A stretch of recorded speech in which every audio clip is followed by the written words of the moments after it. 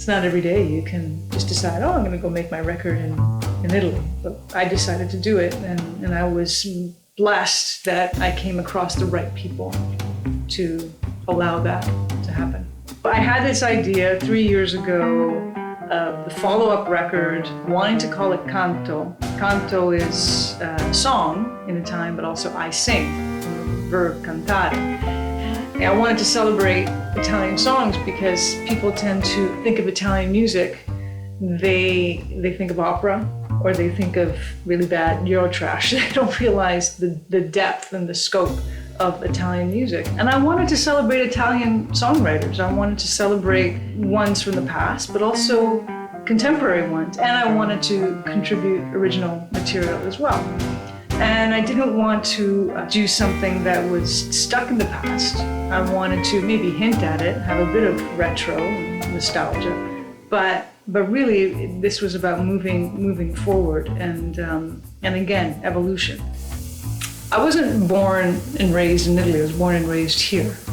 So first and foremost, I am Canadian, but my roots are definitely Italian. How I conduct myself or how I do my work is very Italian in its approach. The journey started a few years ago when I first thought about Espresso Manifesto and wanting to do a record in Italian. The number one inspiration was to reconnect with a part of myself, a part of my identity, which is my Italian background, my history. Number one factor is Antonio Fresa, who is a producer of this recording. We like to joke that we met online because I didn't know how to meet him. He's a producer for an amazing singer-songwriter out of Italy named, his name is Joe Barbieri. And I was listening to Joe's albums and I thought they're just so beautiful. And who produced this? And I saw Antonio Fresa's name. I had no idea how to get a hold of it. How am I gonna find this guy? So I just Googled him, and wouldn't you know, his LinkedIn page showed up, God bless social media, and I sent him an email, and that was it. And we met online. Over the course of a few months, we were just talking about music and what we like and styles and this and that, never committing to anything, but just interested in being interested in working together. And after a few months, we agreed that, yeah, we have to work together. There were times in the studio with Antonio that I just broke down and cried. I just broke down and cried because he was pushing me, and not pushing me in a hard-assed way. It was just like, no, you can do this. You can do this. You need to strive for something else. I was tired. I couldn't sleep well. It was very, very challenging. But but maybe that's exactly what I needed. Just like to be totally broken down to allow something else to come out.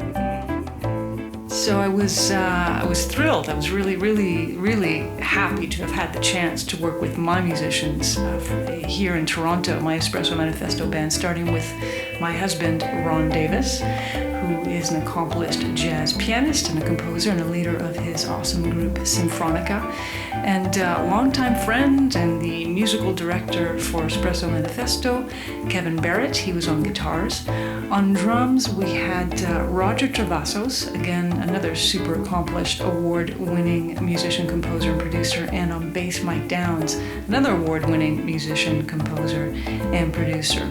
So that's the Espresso Manifesto band, and to have worked with them in the studio here in Toronto was just wonderful, just awesome.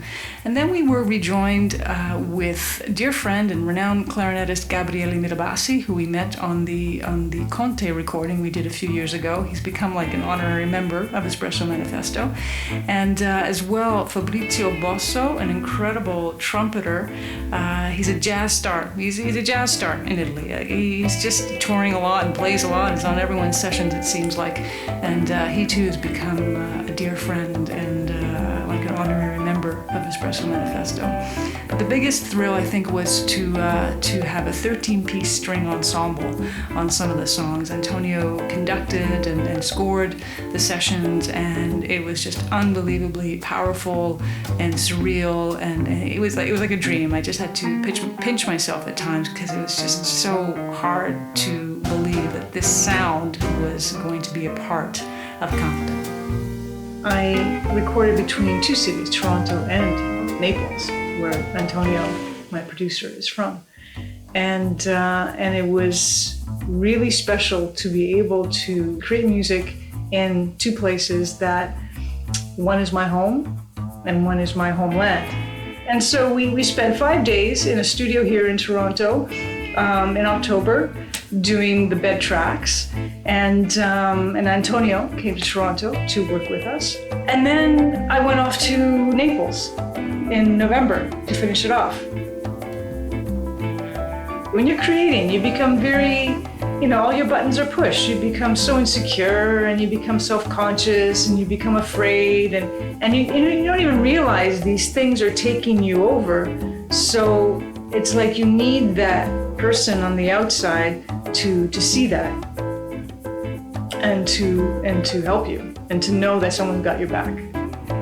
When you know that someone has your back, then you can relax. And, being in the studio, working with these amazing musicians, working with Antonio. Okay, it's hard. It's hard having Ron there. Being able to work with my husband.